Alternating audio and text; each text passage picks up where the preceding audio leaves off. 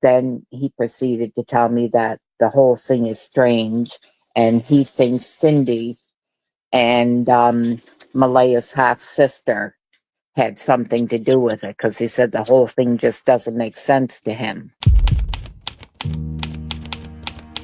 She embarked on exposing those hands in the disappearance of the kids.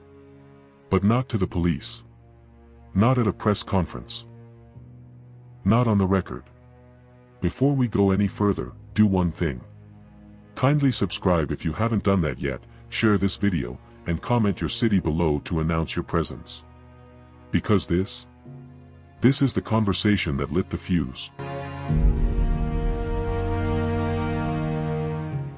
Have a listen to how the conversation went on between grandmother Belynda Gray and YouTuber It's Criming Shame. I think that was Monday. My sister drove me up there. We didn't go there to search that time. I see no point in searching any further once Malehya had left. I wanted to go, and I wanted to speak to Daniel. So my sister took me there. She dropped me off. I walked towards the trailer. Janie come out of the trailer and asked who I was. And as I was stating who I was, Daniel come out and said that that's Belynda, Cody's mom. So he come out and I said, I hope you talk to me. And he said, I will. He said, I don't want to talk here. Let's go out in the driveway further. So that's what we did. We walked out to the middle of the driveway. And I told him that I had tried contacting Malehya and she did block me. And he said, yeah. He said, weird, isn't it? Then he proceeded to tell me that the whole thing is strange. And he thinks Cindy and Malehya's half-sister had something to do with it, because he said the whole thing just doesn't make sense to him. And then he proceeded to tell me of how he searched. Now, I have to say that part struck me weird, because as he was telling me how he searched Friday, he was telling me word for word what I heard on the TV interviews. And I mean, it was basically word for word, and that struck me as off. That just struck me as totally off. Right down to the culverts, the dirt roads, waist deep in the water, word for word. And I thought that was really, really odd. And it wasn't until after I left that I noticed there was no dog barking. But I had asked Daniel when I was there anyway. That was not the thought. When I was there, I asked Daniel what kind of a dog his mom had.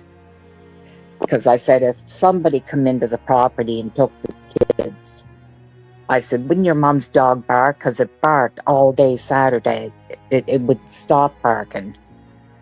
And he said, well, that's the thing. He said, Mom's dog didn't bark, and it didn't wake her up. I said, well, then I can't see somebody being able to take the kids, because I said, the dog should bark. He said, exactly. Unless they were quiet enough, and I'm not saying that somebody came in from the road, but if Darren's situation proves to be correct with Malehya giving the kids to the end of the driveway, quiet enough that, and maybe that's because Daniel did say that the dog was what woke his mother up, but it might have been when the vehicle's door was shut and then the dog barked and then woke Janie up, and that's when Janie was outside. Could be. I'm just wondering, I'm not saying that that's a definite. It could be. The only way the kids could be taken off the property is if they were harmed and carried off, or if they were walked out. The dogs only found evidence of the kids in the yard out to the end of the driveway, nowhere else. Exactly, yeah. Now, the other thing I think, and this is just trying to corroborate some of what Darren is saying for the people in the chat, Melinda, is Darren had said that Janie, the night before the kids went missing, filled the pothole with some of the gravel from the bank that is along the side, like on her, where her RV is. Right. Did you see that spot filled in on the Saturday when you were there? I didn't take notice of it, no. Okay. Yeah, I did not take notice of it. When I heard his story about that and the boot print, actually, I didn't even take notice of the boot print in the yard. I wasn't looking for boot. It didn't even dawn on me to look for boot prints in the yard. I mean, the kids played there, lived there. Yeah. No, I know what you'd be worried about is the kids themselves. So right. What struck me is they're all stating she left through the back door for the boot print to be where it's at. Why wouldn't she have gone out the front door? She'd bypass Janie's place, and it would be right out to the road then. Is it noisier door? I don't know, because it was open the whole time that I was going there. The door I'm just asking, like... Yeah, so I don't know. Lily and Jack's grandmother wasn't there to search. Not this time. She'd already spent hours walking that property, scanning tree lines, staring down culverts, searching for something, anything. But she'd found nothing. Now, she wanted answers. So Belynda Gray, Lily and Jack's grandmother, got into the car with her sister and made the drive back to the trailer. This time, not as a grieving family member, but as a woman on a mission. The air was heavy that morning. Quiet. Too quiet. As they pulled up to the trailer on that rural Nova Scotia lot, Belynda stepped out first. Alone. She wasn't sure what she was walking into. She just knew something was wrong. She stood at the edge of the steps, unsure. Suspicious. Then Daniel Martel came out. His tone wasn't cold. It wasn't emotional either. It was flat. As if he'd expected her. Grandma Belynda looked at him and said plainly, "I hope you'll talk to me." Daniel didn't hesitate. "I will," he said. "But not here." He pointed to the driveway. And that's where they walked, side by side, just far enough away for no one else to hear. What Daniel said next wasn't frantic. It wasn't a confession. But it wasn't nothing either. He told her Malehya had blocked him. She told him Malehya had blocked her too. He said it was strange. That everything about the situation was strange. And then, he said something else. Something she didn't expect. Cindy and Malehya's half-sister had something to do with it. That was his exact phrase. No hesitation. No build-up. He just dropped it into the conversation like it was a footnote. Like it wasn't about two missing children. Belynda was stunned. She didn't know how to respond. Because Daniel wasn't crying. He wasn't angry. He was calm. Too calm. And if he truly believed others had a hand in what happened, why hadn't he told investigators? Why hadn't there been an arrest? Before we move forward with this big update, please take a moment to comment below with the city you're watching from. Also, make sure to like this video, subscribe to the channel to help us reach our goal of 5,000 subscribers this month, and share it with others. Stories like this must be heard, so we can help prevent future tragedies. Thank you. Now back to the driveway. As they stood in the middle of that gravel driveway, Daniel shifted the conversation. He began recounting his search from that Friday. He described where he'd gone, down dirt roads, into the woods, even waist-deep into water. Culverts. Mud tracks. Drainage ditches. But the way he said it struck Belynda immediately. It wasn't natural. It wasn't personal. It sounded like he was reading it off a script. Word for word, the way it had been said on TV. And Belynda remembered thinking, how can you repeat something like that so precisely? Unless you were rehearsing. But it was what he didn't say that disturbed her most. She asked him about the dog. His mother's dog. The one that barked all the time. The one that never stayed quiet when strangers came near. And Daniel told her. That day, it didn't bark. It didn't even wake up. How could someone come onto the property, take 2 children, and leave without a sound? And the dog, this hyper-alert, loud dog, never even twitched. How? It didn't sit right. And it still doesn't. Then she asked about the gravel. Because days earlier, she'd heard a claim that Janie, Daniel's mother, had filled in potholes the night before the kids vanished. And that a fresh boot print had been seen in the area the next day. But when she asked Daniel about it, he brushed it off. He said he hadn't noticed anything. Didn't mark a footprint. Didn't notice new gravel. He claimed he didn't even think about looking for those things. But again, this is a man who says he searched everywhere. So how could he have missed something so basic? And then came the final question. Belynda asked. Why would Malehya, or anyone, leave through the back door? Why not the front?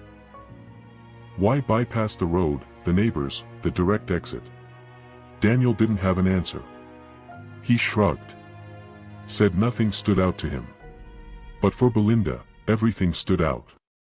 Because the more he spoke, the less it added up. The details felt thin. The answers too clean. The concern, oddly muted. And there, standing in that gravel driveway, the same place where search dogs lost the children's scent, she felt it. Something happened here. Something no one is saying.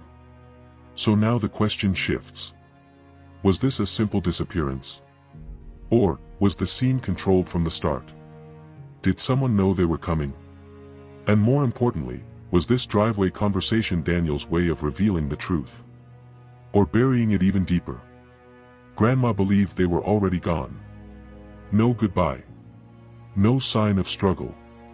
No evidence of escape. No witnesses. No suspects. No trace. Sometimes, the evidence isn't in what you find. It's in what's missing.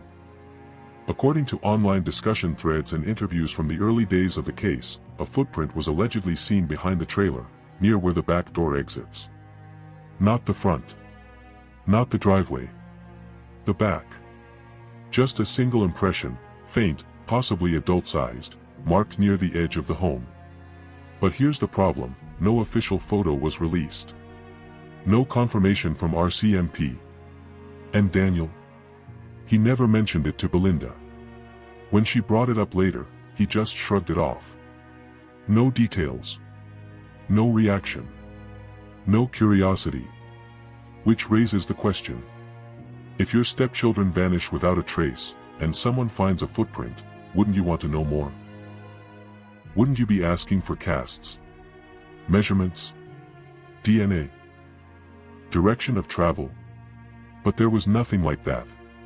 Just a vague reference to a mark in the dirt, then silence. Here's where it gets complicated. There was talk, too, that the night before the children vanished, Daniel's mother, Janie, filled a pothole near the edge of the trailer with gravel. Now think about that. If gravel had recently been added, if the surface had been altered, any fresh print should have been noticeable. But again, Belynda didn't see anything. Did the people in that trailer already know what happened, because they helped it happen? As of today, Lilly and Jack Sullivan are still missing. The RCMP maintains the case is open. Ongoing investigation, they say. But to the families watching this unfold, for months now, ongoing has started to feel like another word for stalled. What exactly is being done behind the scenes? And is it enough? Daniel Martel is still free. So is Malehya. So is everyone else named by Belynda Gray in her driveway conversation. Cindy. Never publicly questioned. The unnamed half-sister. Not even mentioned by law enforcement. And the trailer where it all began. Still there. Still quiet. Still untouched.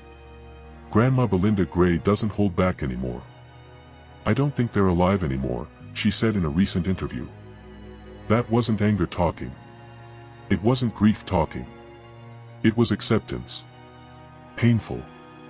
Reluctant. Heavy. But if that's true, if Lilly and Jack are no longer alive, then what happened? Where are they? Who knows more than they're saying? And why, 2 months later, are we still asking these same questions? How can children vanish without a trace, without someone seeing, hearing, or doing something? So we ask you now. Do you believe the grandmother? Is Daniel Martel hiding something? Or is he just caught in the middle of a story gone sideways? Could someone have walked those children out of the yard while everyone else was sleeping? Or is this something else entirely? We want to hear what you think. Comment below. Share this video with someone who needs to hear this story. And don't forget to hit subscribe. Because this isn't the only case like this. And the longer we wait in silence, the more kids slip through the cracks. We don't stop. We follow the truth, no matter where it leads. This is True Crime O'Clock. We tell the stories others turn away from. And we don't forget the names. Lilly and Jack Sullivan.